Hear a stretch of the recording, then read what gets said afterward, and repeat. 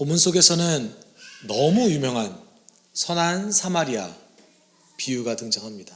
전 개인적으로 비유 그 네이밍 자체가 잘못됐다고 생각한 사람이에요. 선한 사마리아인의 비유, 정말 그 네이밍이 올바른 비유일까? 선한 사마리아인에 대해서 강조하는 비유일까? 우리가 좀 살펴볼 필요성이 있습니다. 그리고 이 비유는 너무나 유명해서 실제로 이 이름을 가진 법도 존재하죠. 그리고 뭐 기독교인뿐만 아니라 비기독교인도 이 선한 사마리아인에 대한 비유, 이 비유를 너무나 많이 알고 있습니다. 대부분의 기독교인들은 이 선한 사마리아인의 비유에 대해서 적어도 한 번 정도는 다 들어봤을 정도로 매우 유명합니다. 그렇지만 제 기억 속에서 이 비유에 대한 설교를 제가 들었던 기억은 별로 없어요. 제 기억 속에서 제가 찾아봐서 들었던 기억밖에 없었던 것 같습니다. 저는 개인적으로 많은 설교자들이 이 비유를 설교를 하지만 동시에 또 많은 설교자들이 또 피하고 싶은 주제 중에 하나가 예수님의 비유이기도 합니다. 그래서 오늘 함께 왜 예수님께서 이 비유를 말씀하셨는지, 그리고 이 비유 가운데 우리가 그동안 잘못 알고 있었던 것은 없었는지, 정말 어떤 의미를 가지고 있었는지 함께 살펴봤으면 좋겠습니다. 우리가 가진 성경은 번역하고 있지 않지만 25절은 처음 시작할 때 그리고 보라라는 단어로 사실 시작합니다. 저희 성경은 번역이 안 돼 있어요. 근데 헬라어 성경에는 그리고 보라 하면서 오늘 이제 율법교사가 질문하는 장면을 이야기하고 있습니다. 이 말은 지난주 본문과 연결되어 있다라는 거예요. 물론 이제 시간상으로 어떤 일이 있었는지, 그 사이에 어떤 무엇이 있었는지는 아무도 알 수 없지만 적어도 누가는 연결하고 싶었던 것이죠. 네. 다른 말로 얘기하면 예수님의 그 가르침 또는 예수님과 함께하는 그 길에는 그 누구도 다 동참할 수 있었고 아주 열려있는 공동체였다라는 것을 우리는 알 수 있습니다. 그래서 예수님의 가르침 이후에 곧바로 그 율법교사가 바로 일어나서 질문을 할 수 있을 정도로 굉장히 오픈되어 있는 공동체였다라는 것이죠. 그곳에서 어떤 율법교사는 이제 질문을 합니다. 어떤 율법교사가 일어나서 예수를 시험하여 말하였다. 선생님, 내가 무엇을 해야 영생을 얻겠습니까?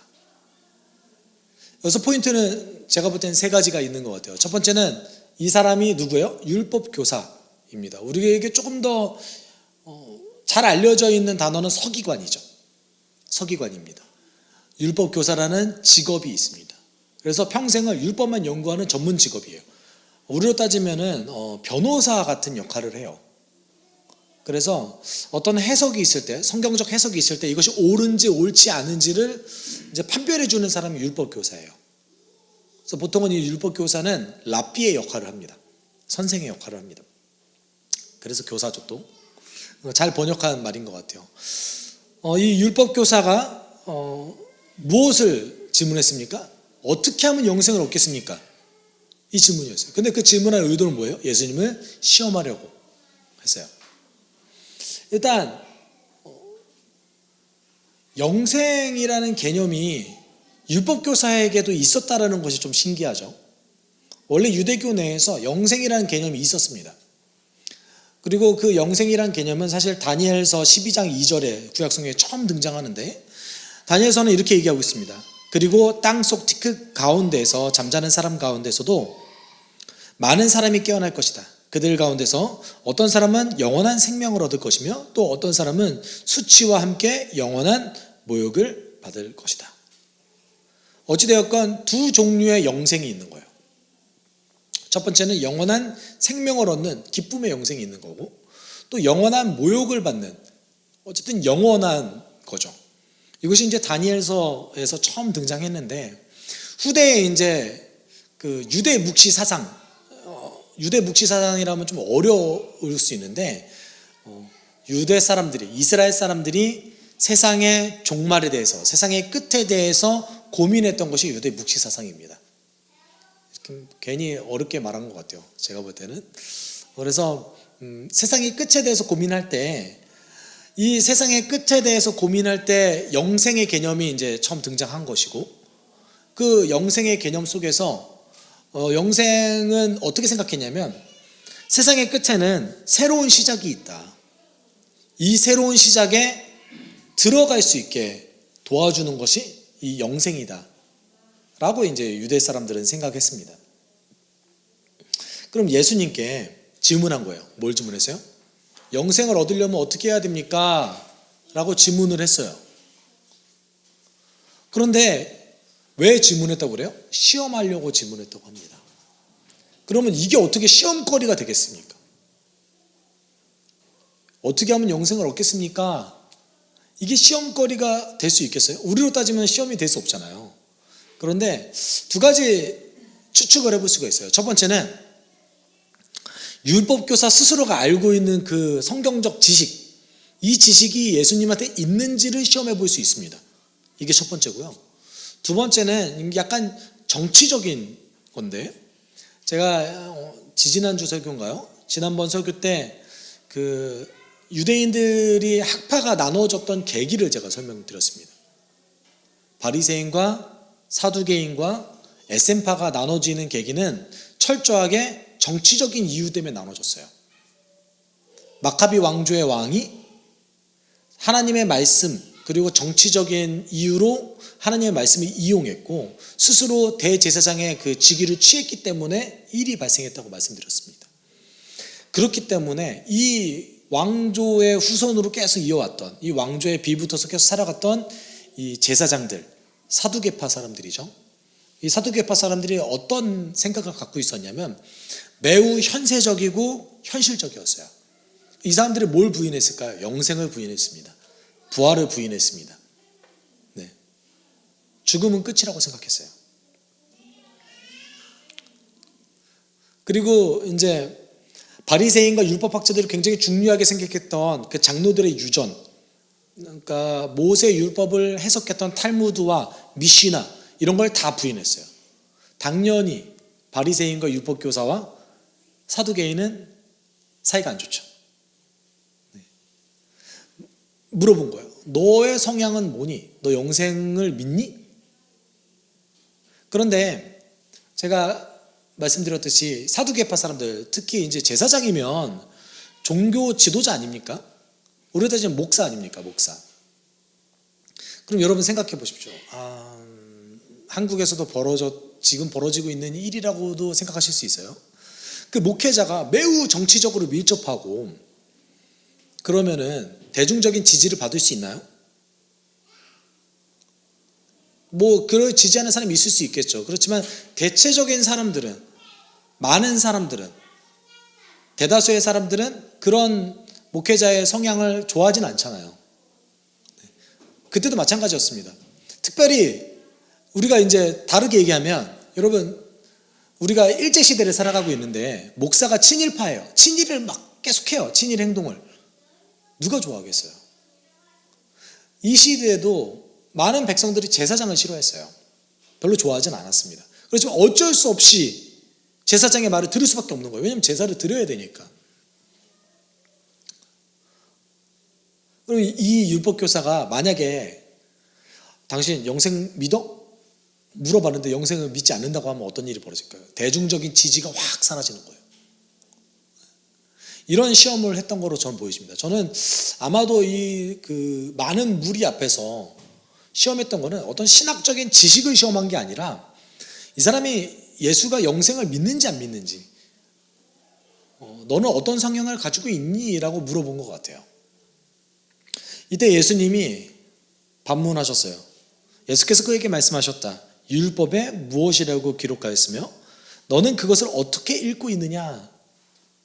예수님 이렇게 얘기하셨어요. 너는 어떻게 생각하는데? 이렇게 물어보신 거잖아요. 그런데 우리가 여기서 주목해 볼 것은 두 가지 질문을 하신 거예요. 첫 번째는. 첫 번째 뭐예요? 율법에, 그러니까 모세 율법의 근거가 뭐냐? 너가 생각하는 영생을 얻는 행위, 어떻게 하면 영생을 얻는다라고 너는 생각하냐? 거기에 근거가 뭐냐? 그 근거 구절은 뭐고 너는 그것을 어떻게 해석하고 있느냐? 이 말씀을 통해서 예수님께서는 너희가 존중하고 있는 모세 율법을 나도 존중하고 있다 라는 것을 밝히셨어요. 그러면서 다시 되물으신 거죠. 이 되물으셨을 때 아주 자랑스럽게 율법교사 뭐라고 얘기했습니까? 그가 대답하였다. 내 마음을 다하고 내 목숨을 다하고 내 힘을 다하고 내 뜻을 다하여 주 너의 하나님을 사랑하여라 하였고 또 내 이웃을 내 몸같이 사랑하여라 하였습니다. 종합하면 뭡니까? 사랑이에요. 하나님 사랑과 이웃 사랑을 행하면 영생을 얻을 수 있습니다. 이렇게 대답했어요. 여러분 생각보다 그 유대교 율법 교사들의 그 해석이 성경 해석이 지금 현대 해석과 엄청 크게 다르지 않는 부분이 있어요. 사실은 적어도 모세 율법을 해석함에 있어서는 비슷한 맥락이 있습니다. 그래서 구약 성경을 읽을 때 저희는 사실 이제 아주 주의 깊게 보는 주석 중에 하나도 랍비들의 주석들을 주의 깊게 봐요. 그러니까 유대교에서 나오는 주석들을 봅니다. 그런데 여러분 여기서 보면 하나님 사랑과 이웃 사랑을 분명하게 얘기했어요. 신명기 6장 9절, 레위기 19장 18절. 유대인들이 이렇게 생각했습니다. 하나님의 형상으로 창조됐다라는 것은 하나님을 사랑할 수 있게끔 창조되었다라고 생각했어요. 왜냐하면 유대인들이 날마다 머릿속에 새기는 구절이 뭐였냐면 신명기 6장 5절이었어요. 6장 4, 5절. 이스라엘아 들으라. 이게 쉐마거든요. 근데 여기 보면 마태, 마가, 누가복음에서 신명기 6장 5절을 이제 인용했는데 조금씩 달라요. 근데 그 다른 것에 주목하지 말고 6장 5절이 정말 얘기하고 싶은 것은 뭐냐면 우리의 모든 것을 이용해서 하나님을 사랑하라 이거였어요. 내 마음과 목숨과 힘을 다하여서 내 하나님 여호와를 사랑하라. 이게 신명기 6장 5절의 구절이거든요. 그런데 이제 뒤에 나온 이웃사랑이 어떻게 구원과 관련될 수 있을까요? 제가 아까 말씀드렸듯이 하나님의 형상으로 창조된 유대인들 스스로가 하나님 형상으로 창조된 유대인들은 하나님을 사랑할 수 있게끔 된다고 했잖아요. 근데 모든 사람은 또 누가 어떻게 창조됐습니까? 하나님의 형상으로 창조됐잖아요. 그렇기 때문에 하나님의 형상으로 내가 하나님을 사랑할 수 있기 때문에 하나님의 형상으로 창조된 내 이웃도 사랑해야지 마땅하다라고 생각했습니다. 좋은 성경 해석이죠. 그래서 유대교 문헌 중에서 이삭의 유언집 또는 이제 단의 유언집이라는 곳에서 하나님 사랑과 이웃 사랑을 매우 강조했던 것을 우리는 알 수 있어요. 이삭의 유언집 이렇게 얘기하죠. 하나님과 너희 이웃을 사랑하라. 또한 가난한 사람들과 연약한 사람들에게 자비를 베풀어라. 단의 유언집도 이렇게 얘기합니다. 한평생 여호와를 사랑하고 또한 진실한 마음으로 서로 사랑하라. 여러분 진짜로 단과 이삭이 유언을 남긴 건 아니에요. 근데 이제 책의 이름을 이렇게 붙인 겁니다. 에녹서도 에녹이 쓴 건 아니죠. 책의 이름을 이렇게 붙인 겁니다. 그 유대인들이. 이 말을 들었던 예수님이 그 성경 해석을 들었던 예수님이 너 좋은 해석이야 라고 이제 칭찬하세요. 예수께서 그에게 말씀하셨다. 내 대답이 옳다. 그대로 행하여라. 그리하면 살 것이다. 그대로 행하라. 할 수만 있다면 너는 네가 말한 대로 영생을 얻을 수 있을 것이다. 잘 알고 있네. 이렇게 말씀하셨어요. 근데 이제 그 뒤에 오늘 비유가 등장할 수밖에 없게 만드는 율법교사의 질문이 등장합니다. 29절에 그런데 율법교사는 자기를 옳게 보이고 싶어서 예수께 말하였다. 그러면 내 이웃이 누구입니까? 여러분 이 질문을 처음 보셨을 때 어떤 생각이 드십니까? 질문을 왜 했죠? 자기를 옳게 보이고 싶어서라고 이제 얘기하고 있는데 이거를 좀 더 직역하면 헬라어를 직역하면 자기를 정당화하고 싶어서 이제 영어 번역으로 wishing to justify himself거든요. 이제 자기를 정당화하려고 말을 했다 이거예요. 그것을 이제 원하면서 말을 했다 이거예요. 뭘 정당화하고 싶었을까요? 여러 가지 일이 있을 수 있겠죠. 자신의 과거의 행위를 정당화한다든지 또는 오늘 질문과 관련된 어떤 자신의 사상을 정당화한다든지, 내가 옳죠, 내가 그동안 옳게 살아왔죠 라는 것을 드러내고 싶다든지, 또는 이제 뭐 자랑하고 싶어서일 수도 있겠죠. 근데 질문이 무엇입니까? 내 이웃이 누굽니까? 그리고 여기에 전제가 붙는 게 무엇입니까? 이웃이 아닌 사람이 있을 수 있다예요. 그렇지 않습니까? 왜 이렇게 얘기했냐면, 이거 지금 어떤 시도를 하는 겁니까? 하나님의 명령을 축소하려는 시도를 하는 거예요. 이웃을 이제 분별하는 거죠. 그래서 내 기준에 맞지 않은 이웃에 대해서는 어떻게 해도 됩니까? 사랑하지 않아도 되는 거예요. 사랑하지 않아도 되는 거예요. 유대인의 이제 율법주의 중에 가운데 이런 일들이 많이 있었어요.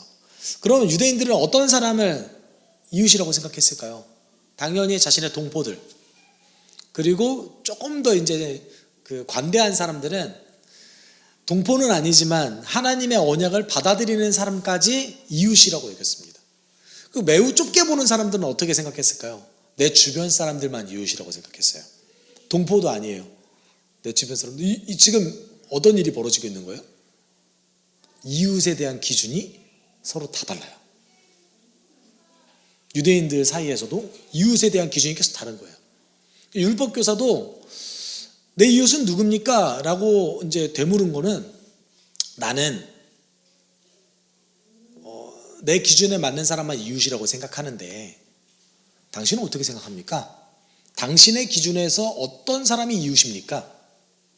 이걸 물어본 거예요. 당연히 율법교사 어떻게 생각했겠어요? 예수님도 그럼 이웃의 기준으로 얘기되어 있는 수많은 것 중에 하나를 얘기하겠지라는 것을 기대하면서 물어본 거예요. 이거는 기대하면서 물어본 거예요. 그랬더니 예수님이 뜬금없이 비유를 말씀하세요. 아주 그 유명한 사마리아인의 비유를 말씀하시죠. 30절에 이렇게 얘기하고 있습니다. 예수께서 대답하셨다. 어떤 사람이 예루살렘에서 여리고로 내려가다가 강도들을 만났다. 강도들이 그 옷을 벗기고 때려서 거의 죽게 된 채로 내버려 두고 갔다. 지금 길이 어디라고 얘기합니까? 예루살렘에서 여리고로 내려가는 길이었다고 얘기합니다.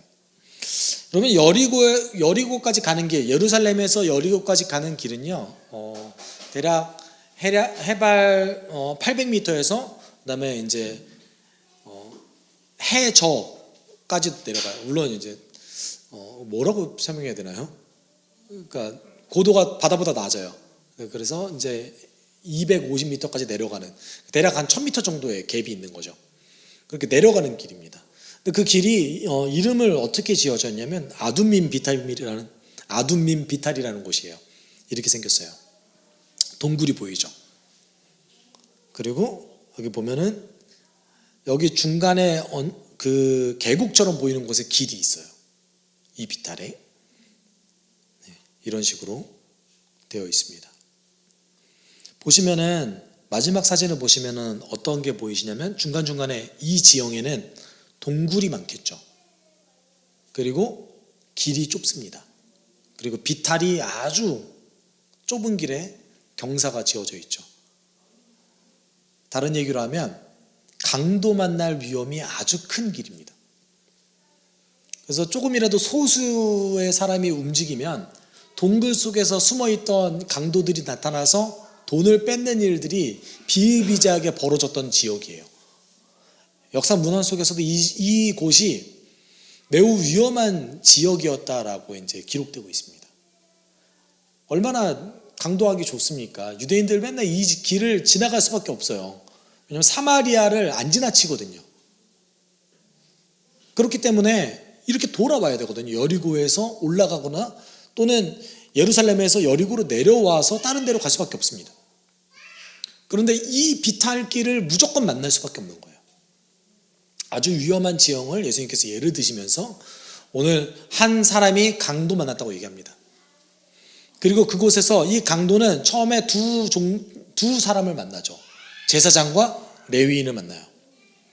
마침 어떤 제사장이 그 길로 내려가다가 그 사람을 보고 피하여 지나갔다. 이와 같이 레위 사람도 그곳에 이르러 그 사람을 보고 피하여 지나갔다라고 얘기하고 있습니다. 제사장이 왜 이 죽어가는 사람을 피하여 지나갔을까요? 일단 첫 번째, 제사장이 자신의 의무를 다하기 위해서 시간이 없어서 피하여 지나갔다라는 것은 말이 안 돼요. 왜냐하면 내려가는 길이었거든요.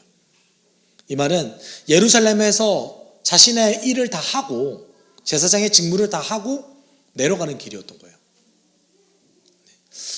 제가 생각했을 때 한 3가지 정도 이유를 좀 생각해 볼 수 있는데, 첫 번째는 시체를 만져 부정하게 되지 않기 위해 돕지 않았을 가능성이 좀 있습니다.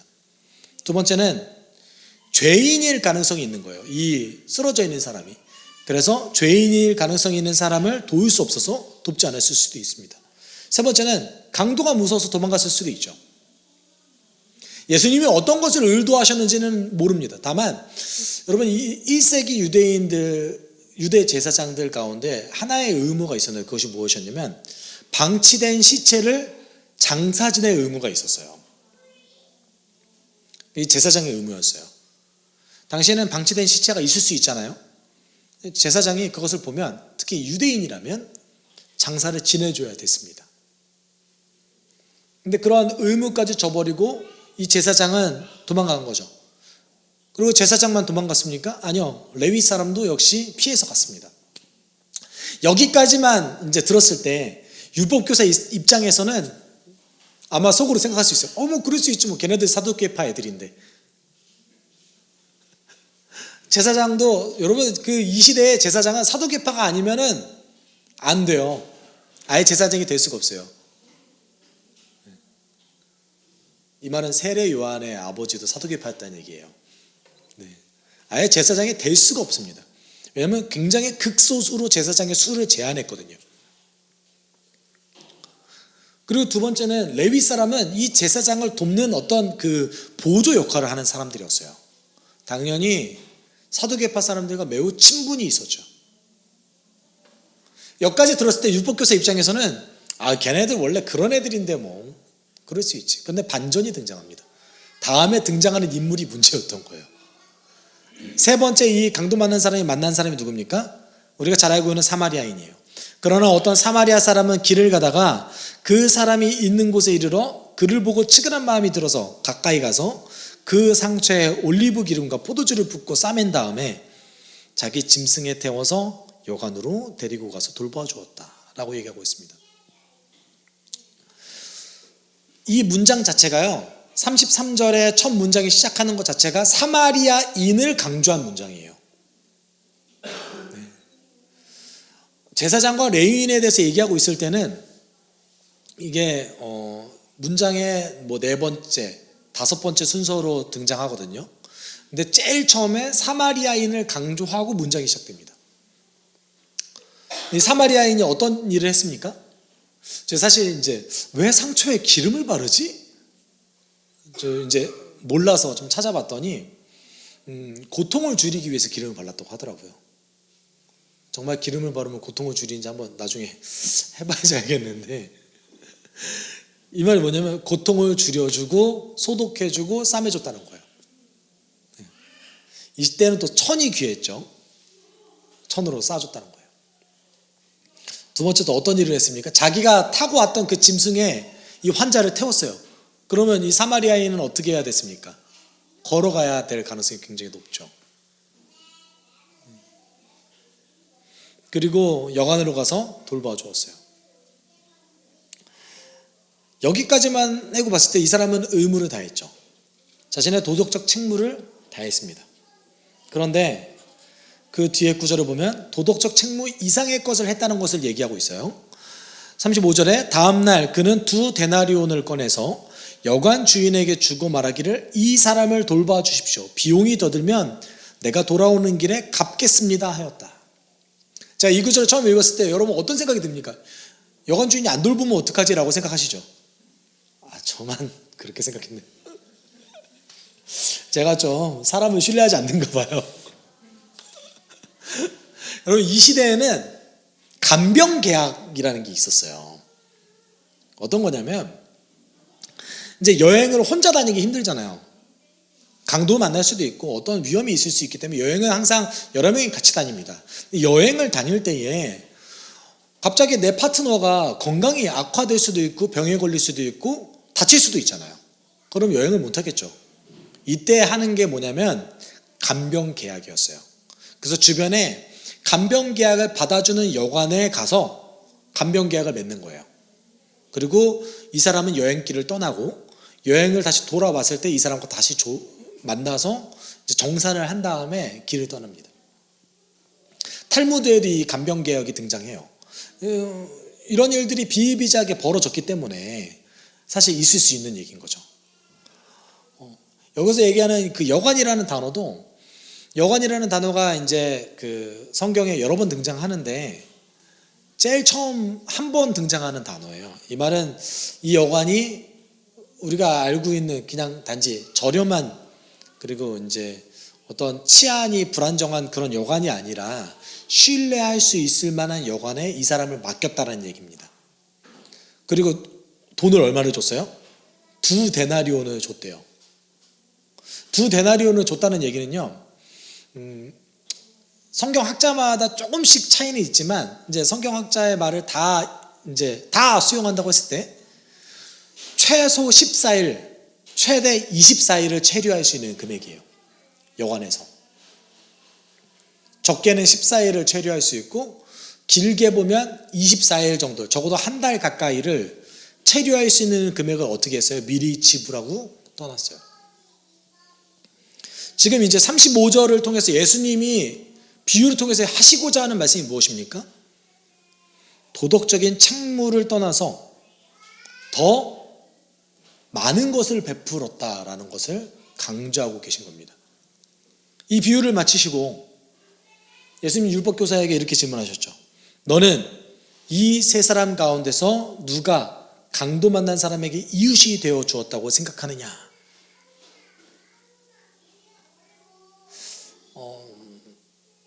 이 구절을 헬라어로 직역하면요, 너는 이 세 사람 가운데서 누가 이 강도 만난 사람의 이웃임을 증명했다고 생각하느냐입니다.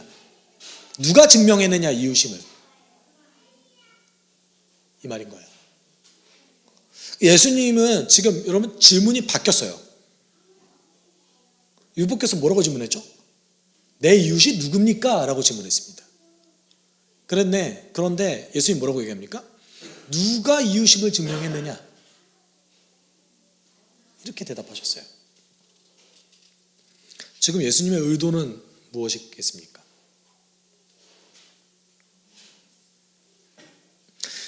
율법교사는 이웃의 기준을 물어봤어요. 그렇죠? 이웃의 기준에 대해서 물어봤습니다. 그런데 예수님은 그 율법교사에게 사실상 이렇게 질문하신 거예요. 너는 이웃이냐?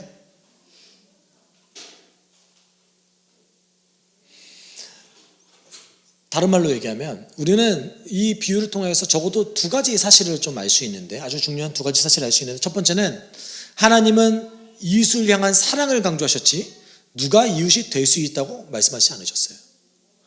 다른 말로 얘기하면 모두가 이웃이 될 수 있고 종교, 인종이 기준이 될 수 없다라는 것을 분명하게 하나님 말씀하신 거예요. 무슨 말입니까? 내가 이웃으로서, 누군가의 이웃으로서 내가 사랑을 행함이 더 중요한 것이라는 거죠. 그 대상이 누군지가 중요하지 않다라는 거예요. 두 번째는 이웃에게 사랑을 행하는 것은 단지 의무를 행하는 것보다 더 이상의 것을 한다는 것을 오늘 말씀 속에서 우리는 알 수 있습니다. 예수님의 이 질문을 들었던 율법교사가 대답하죠. 그가 대답하였다. 자비를 베푼 사람입니다. 예수께서 그에게 말씀하셨다. 가서 너도 이와 같이 하여라. 아마도 이 율법교사는요, 차마 사마리아인입니다 라고 말하지 못했던 것 같아요. 그래서 억지로 대답해서 한 말이 무엇입니까? 자비를 베푼 사람이 이웃이었습니다. 이렇게 대답하죠. 이것도 저는 율법교사 입장에서는 아주 큰 인내를 발휘하지 않았을까 싶기도 해요. 근데 예수님께서 뭐라고 얘기하십니까? 가서 너도 이와 같이 해라. 여러분, 이 비유를 들었을 때, 그리고 이제 이 대답을 들었을 때, 정말 여러분, 우리 여기서 질문을 하나 해야 됩니다. 그러면 예수님께서 이 율법교사에게 너가 이거 행하면 너가 원하는 대로 영생을 얻을 수 있어 라고 얘기하시면서 이 사람을 보내신 걸까요?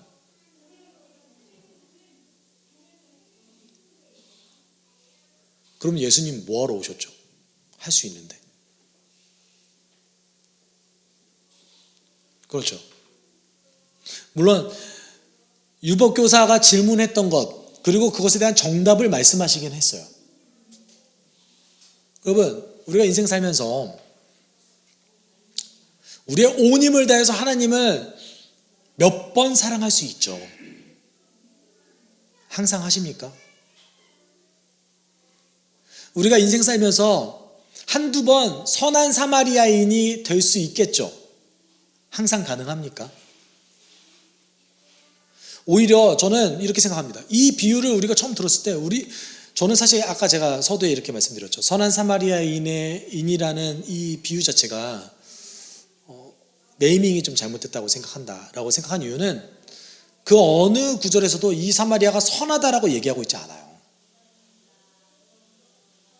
이 사마리아인이 선하다고 얘기하고 있지 않습니다. 단지 이 사람이 이웃이었다라고 얘기하고 있을 뿐이에요. 그러면 하나님 입장에서 하나님 사랑과 이웃 사랑은 이것을 항상 완벽하게 할 수 있으면 영생을 얻을 수 있다 이거예요. 근데 이 비유를 들었을 때 우리가 이것을 할 수 있습니까? 이것이 안 되니까 예수님 오신 거 아닙니까? 여러분, 로마서 7장 10절에 그래서 이렇게 얘기하고 있죠. 나는 죽었습니다. 그래서 나를 생명으로 인도해야 할 그 계명이 도리어 나를 죽음으로 인도한다는 것이 드러났습니다. 여러분, 이 선한 사마리아인의 비유는 예수님께서 정말 아주 잘 율법에 대해서 해석하신 거예요.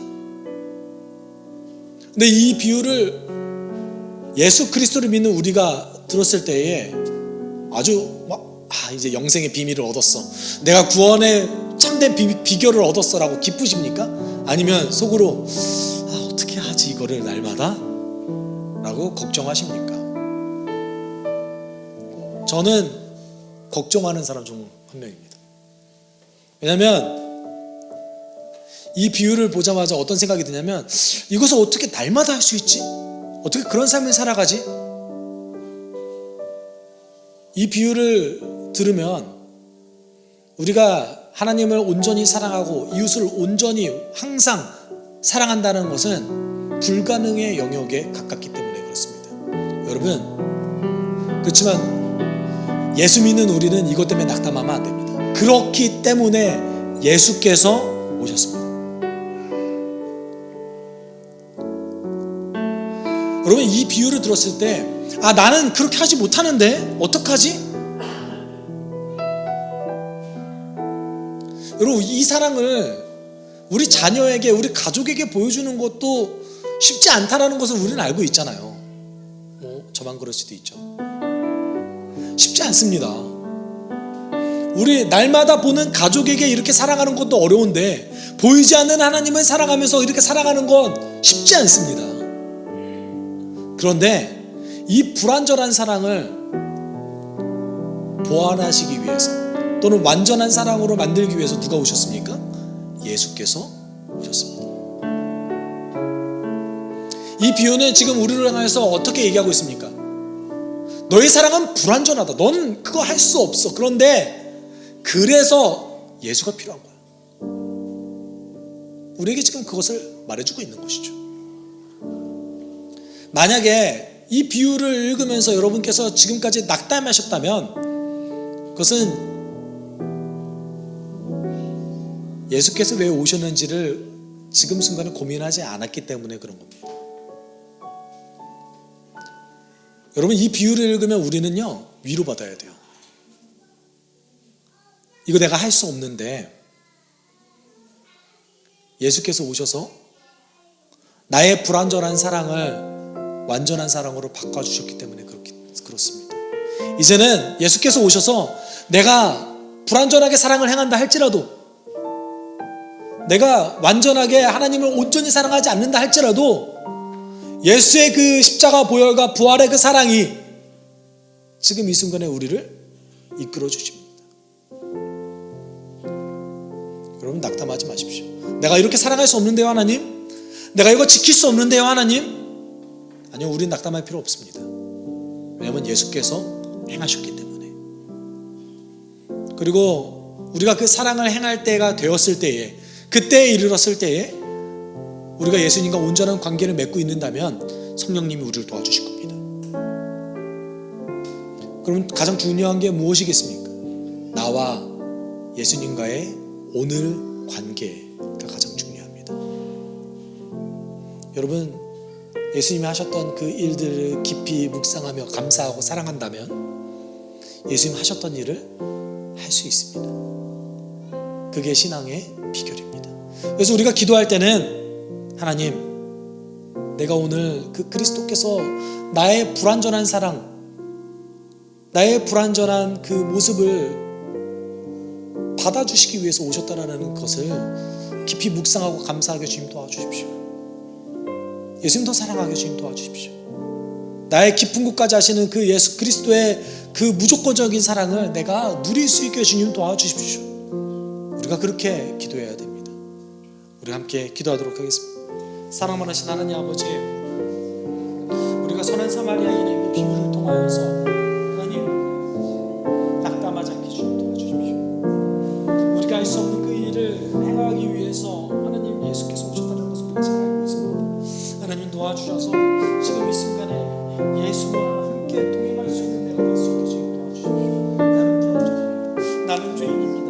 나는 할 수 있는 것이 많지 않지만, 나는 때때로 정말 부족한 사랑만을 보여주지만, 하나님 예수와 함께 예수가 나에게 하나님 힘을 주셨을 때, 예수의 그 사랑을 우리가 온전히 묵상했을 때 내가 살아갈 수 있습니다. 내가 그 사랑을 완전한 사랑으로 바꿀 수 있습니다. 주님이 원하시는 그 사랑을 내가 행할 수 있습니다. 하나님, 일시적이고 몇 번이 아닐지 모르지만 하나님께서 우리에게 그것을 경험할 수 있게 도와주십니다. 하나님, 우리를 인도하여 주옵소서. 낙담하지 않고 낙심하지 않고 주 예수 그리스도의 그 사랑과 그 은혜에 감사하며 하루하루 순종하며 기뻐할 수 있게 주님 도와주십시오. 하나님께서 우리에게 원하시는 것 율법을 온전히 강조하며 나를 지금 이 순간에 자책하고 어떻게든 그것을 따르기 위해서 나의 삶을 강하는 것이 아니라 하나님의 그 놀라운 그 사랑, 지금 이 순간에도 나를 보완하시고 지금 이 순간에 나를 채워주시는 예수의 그 사랑을 누리면서 지금 이 순간 하시는 우리가 기억합니다. 주님, 우리를 지금 이 순간 올가매고 나를 지금 이 순간에 그 정죄하게 하는 그 율법의 그 정죄함에서 내가 벗어나서 이제 성령이 주는 그 자유함으로 살아갈 수 있게 주님 도와주십시오. 하나님, 언제까지 우리가 나를 올가게 하는 그 사단의 올무 속에서 살아가야 되겠습니까? 하나님, 때때로 주어지는 그 사단의 올무 속에서 우리가 벗어나고 하나님 그 다른 복음 안에서 벗어날 수 있게 주님 도와주옵소서. 사랑이 많으신 하나님 아버지, 우리가 사랑을 행할 수 없다고 또는 주의 계명을 온전히 지킬 수 없다고 낙심하는 자가 되지 않게 우리를 인도하시고, 날마다 하나님이 주시는 예수 그리스도께서 그 주시는 그 완전한 사랑에 기뻐하며 누릴 수 있는 자들 되게 도와주옵소서. 사랑하신 하나님 아버지, 때때로 사단이 선한 율법을 이용하여서 우리를 올가매는 것을 우리는 경험합니다. 우리가 그 율법주의의 사단의 괴계에서 벗어나서 예수께서 우리를 자유하게 하신 그 능력과 그 복음의 원리 안에 살아갈 수 있게 주님 도와주옵소서. 모든 것 감사드리며 거룩하신 예수 그리스도의 이름으로 기도드립니다. 주 예수 그리스도의 은혜와 하나님의 사랑과 성령의 교통하심이 예수 그리스도의 그 완전한 사랑 안에서 자유함을 누리길 원하는 우리 습속교회 성도들 위해 함께 있을지어다. 아멘.